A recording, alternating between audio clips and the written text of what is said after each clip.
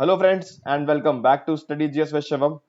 तो ये एक ब्रांड न्यू सीरीज मैं लॉन्च कर रहा हूँ अपने चैनल पे, जहाँ पे हम डेली करंट अफेयर्स कवर करेंगे, इंपॉर्टेंट न्यूज आइटम्स जो हर एक दिन की न्यूज़पेपर के अंदर इंक्लूड होगी, वो सारी चीजें हम कवर करेंगे इस पूरी सीरीज के अंदर। एंड फ्रॉम 26 अप्रैल यानी आज से हम ये सीरीज जो है स्टार्ट कर रहे हैं। ये सीरीज सभी कॉम्पिटिटिव एग्जाम्स देने वाले स्टूडेंट्स के लिए बहुत इंपॉर्टेंट होने वाली है, बिकॉज यहाँ से आपको करंट अफेयर्स का अपना जो मटेरियल है, जो कंटेंट है, वो आपको यहाँ से मिल जाया करेगा ऑन अ रेगुलर बेसिस। अगर आप न्यूज़पेपर पढ़ते हैं तो बहुत अच्छी बात है, अगर न्यूज़पेपर किसी दिन स्किप हो जाता है या फिर कभी आप नहीं पढ़ पाते तो ये वीडियोस ये आपके बहुत काम आने वाली है। एंड ऑल्सो ये आपको पूरे दिन को समराइज कर देगी कि आज के दिन पे क्या इंपॉर्टेंट न्यूज में रहा। ये हमारी सीरीज में हम ये कवर करेंगे and this will be done on a regular basis, on a daily basis in fact. आज की न्यूज आइटम्स देख लेते हैं 26 अप्रैल की। पहली है राइसीना डायलॉग 2022। तो 2020 का राइसीना डायलॉग जो है स्टार्ट हो चुका है। सबसे पहले कुछ इंपॉर्टेंट चीजें इसके बारे में। ये पहली बार 2016 में स्टार्ट किया गया था एंड इस बार 2022 का जो डायलॉग है वो स्टार्ट हो चुका है। बेसिकली ये है क्या, it is a conference on geopolitics and Jio economics, जिसमें जो है अलग अलग कंट्रीज के टॉप ऑफिशियल्स जो है इंडिया के अंदर आते हैं एंड ये हम डायलॉग करते हैं फॉर जियोपॉलिटिक्स मैटर्स पे। एंड इस बार का थीम होने वाला है टेरानोवा इम्पैशन इम्पेशेंट इम्पेरल्ड। तो एग्जाम्स में पूछ लेते थीम अलग अलग डायलॉग्स का, तो इस बार का थीम है टर्नओवर इम्पैशन इम्पेशेंट इम्पेरल्ड। और ये कौन कराता है? Ministry of external affairs in collaboration with observer research foundation. तो ये दोनों मिलकर इसको कराते हैं। एंड आज के न्यूज़पेपर में ये था कि ओपनिंग स्टेटमेंट जो राइसीना डायलॉग का है वो ईयू की प्रेसिडेंट ने जो है स्टार्ट किया है। तो ये एग्जाम में आ सकता है कि किसने जो है स्टार्ट किया था। तो ये एक चीज इंपॉर्टेंट हो गई और हमने देख लिया कि राइसीना डायलॉग बेसिकली है क्या। इंपॉर्टेंट ये है कि 2016 में स्टार्ट हुआ था, इस साल का थीम क्या है, कौन कराता है, कहाँ पे कंडक्ट कराई जाती है, और इस बार जो है ईयू प्रेसिडेंट ने स्टार्ट किया है। तो पहला न्यूज आइटम आज की न्यूज़पेपर में ये था। Second is about Kuril island. तो कुरिल आइलैंड जो है न्यूज में है। बेसिकली क्यों? Because it is a dispute between hmm, between two countries, and those two countries are, first is Russia and second is Japan. Russia और Japan के बीच में ये कुछ 5 आइलैंड है और ये मैप पे है। ये 5 आइलैंड जो है इसके ऊपर डिस्प्यूट है। ये देखो, ये रशिया का टेरिटरी है, ये जापान का टेरिटरी है, ये भी रशिया का टेरिटरी है।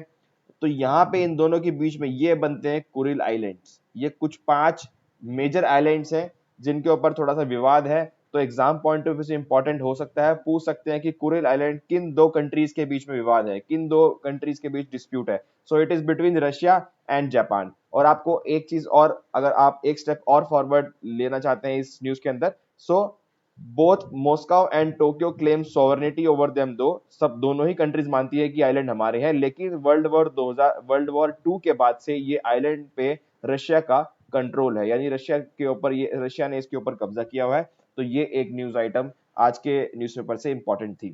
थर्ड न्यूज है फ्रेंच प्रेसिडेंट इमैनुअल मैक्रोन जो है दोबारा जो है री इलेक्ट हो चुके हैं, फ्रेंच के जो है प्रेसिडेंट बन चुके हैं, री इलेक्शन हुआ है उनका। ये भी आज न्यूज में है। तो इमैनुअल मैक्रोन जो है फ्रेंच के प्रेसिडेंट है and he has been reelected. Next news item is about self amplifying mRNA vaccine. एक ARCT-154 करके जो है एक वैक्सीन है जो कि ट्रायल बेसिस पे है, कंडक्ट कराए जा रहे हैं ट्रायल्स। ये एक mRNA वैक्सीन है। तो इसके अब ये न्यूज में है तो इसलिए हमें जानना बहुत इंपॉर्टेंट हो जाता है कि what is actually mRNA vaccine. mRNA vaccine होती क्या है? तो mRNA वैक्सीन को अगर आप बहुत सिंपल लैंग्वेज में देखो, it directs the cell to produce copies of the spike protein. तो आपने अगर साइंस एंड टेक्नोलॉजी में हमने कोविड के बारे में पढ़ा है, तो कोविड का जो वायरस है उसके ऊपर कुछ ऐसे ऐसे करके स्पाइक प्रोटीन्स बने हुए हैं। तो ये mRNA वैक्सीन क्या करती है, इस स्पाइक प्रोटीन की कॉपी बनाती है सो दैट हमारा जो बॉडी का इम्यून सिस्टम है वो एक इस स्पाइक प्रोटीन को रिकॉग्नाइज कर सके। और जब रिकॉग्नाइज करेगा तो हमारी बॉडी का जो एक्चुअल डिफेंस सिस्टम है वो एक्टिवेट हो जाएगा और हमें इन्फेक्शन से लड़ने की क्षमता करेगा, यानी उसको और अच्छे से लड़ पाएगा इन्फेक्शन को। ये बेसिकली mRNA वैक्सीन यही करेगी, इसको सेल को प्रोड्यूस कर कॉपीज बनाने में मजबूर करेगी, कॉपीज बनेगी स्पाइक प्रोटीन की और हमारा डिफेंस सिस्टम और स्ट्रांग होगा।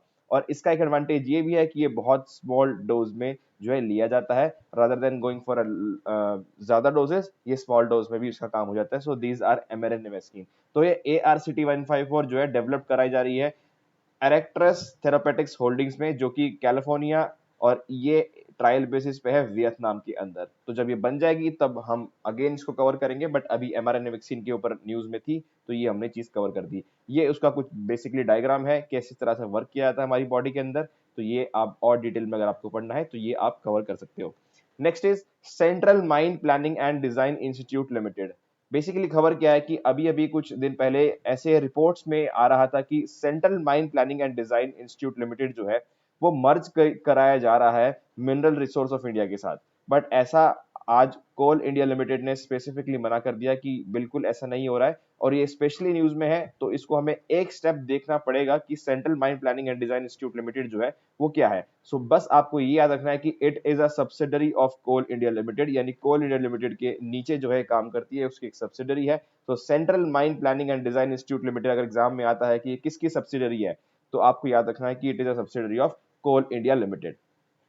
Next news is about Odisha oldest fortified settlement. ये आज के न्यूज़पेपर में जो है टॉप पे है।